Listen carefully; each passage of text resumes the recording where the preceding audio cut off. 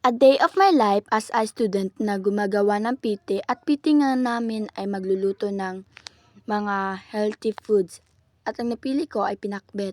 So nag-i-slice na ako ng mga gulay or mga ingredients. So dyan ay nag-i-slice ako ng kamatis, ng mga kalabasa, mga ganyan. At ngayon nag-i-slice na naman ako ng karne.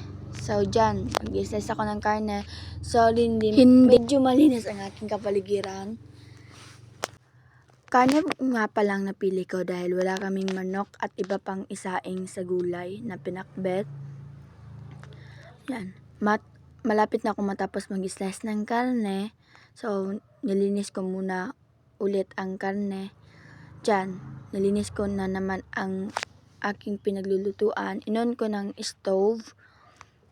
So, dyan, naglagay na ako ng mantika.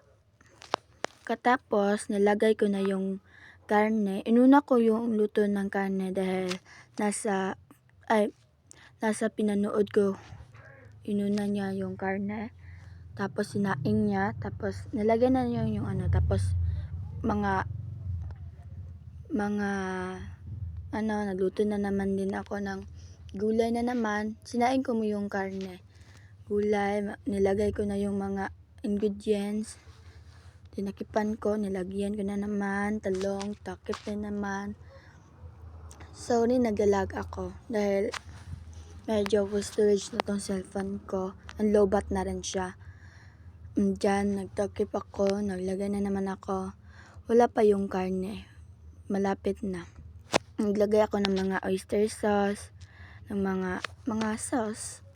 Pagkatapos, naghalo-halo lang ako. And, yan, hinalo-halo ko pa. And, nilagay ko na yung karne. Yan, malapit na matapos. And, nalobat ako, tingnan nyo.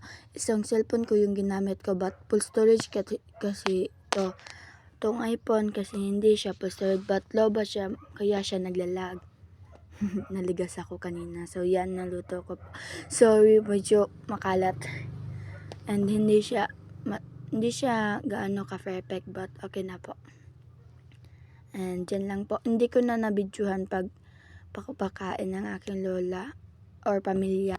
Dahil wala po sila dito. Nasila sa kanilang bahay at nasa bukid ako. And, yun lang po. Bye-bye! Thank you for watching!